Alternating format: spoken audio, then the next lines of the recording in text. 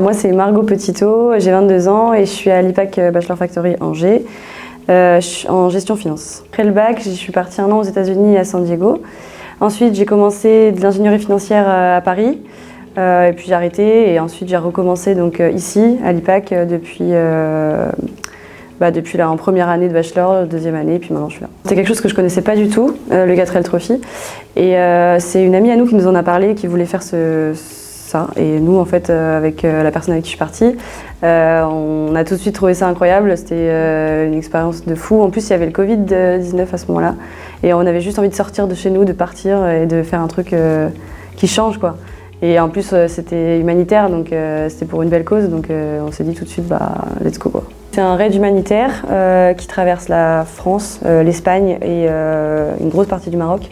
C'est dans le but d'apporter des fournitures scolaires et sportives aux enfants du désert. Donc c'est l'association Enfants du désert qui est partenaire avec Desert Tour. Au niveau de l'administratif, il y avait toute l'inscription en rapport avec l'association 4L Trophy.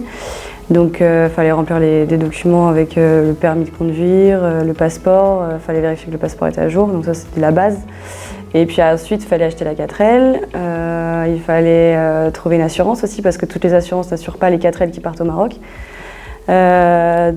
Ensuite, on a dû préparer aussi la 4L. Voilà, la 4L, c'était beaucoup de préparation, mais c'est que de la mécanique, sauf que nous, on s'y connaissait pas. Donc, on a fait comme on a pu, on a suivi les conseils qu'il y avait sur le 4L Trophy. On a quand même acheté une 4L qui était en bon état, donc du coup, on n'a pas eu grand-chose à faire. Alors, avant le 4L, c'est vraiment la mécanique, parce que nous, ce qu'on avait peur, c'était de ne pas voir quelque chose qui était grave sur la 4L. Donc pour le coup, ce qui nous a rassurés, c'était la personne du garage là qu'on a vu pour le 4L Trophy. Parce qu'à Biarritz, ils vérifient toute la voiture. Si on a un problème, ils ne nous laissent pas partir.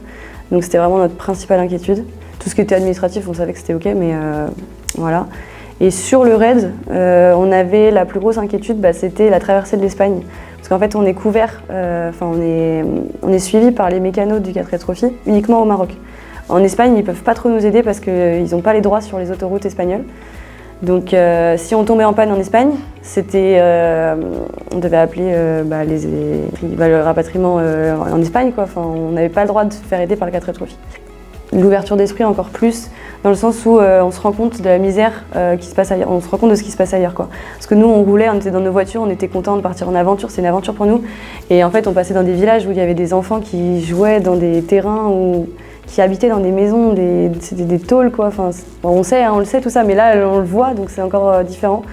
Et là tout de suite ça fait un choc quand même, quand on voit ça et que nous dans notre pays on n'a aucun problème. Après bien sûr c'était que du kiff, quoi, j'ai envie de dire, c'était du plaisir. Moi j'adore conduire en plus, donc conduire comme ça en liberté, quand on conduisait dans le désert, c'était vraiment un esprit genre liberté. On était là, on roulait et il n'y avait pas de route, donc on voulait. C'est vraiment autre chose. Et des rencontres. On a rencontré quand même pas mal de personnes qui venaient un peu partout. En fait, ce qui était marrant, c'est qu'il y a des endroits où tout le monde s'enlisait dans le sable. Donc tu avais une 4L qui était enlisée, toi t'arrivais derrière, tu t'enlisais. Donc il fallait sortir la voiture, pousser la voiture de devant et ensuite se mettre derrière pour pousser la nôtre. Donc c'est marrant, c'est pas des années... tout le monde l'a vécu ce truc-là, donc c'est marrant. Et puis moi aussi j'ai une anecdote, à un moment donné j'ai réussi à la pousser toute seule la 4L. Donc j'étais assez fière de moi. Je me suis dit yes, j'ai plein de force en fait.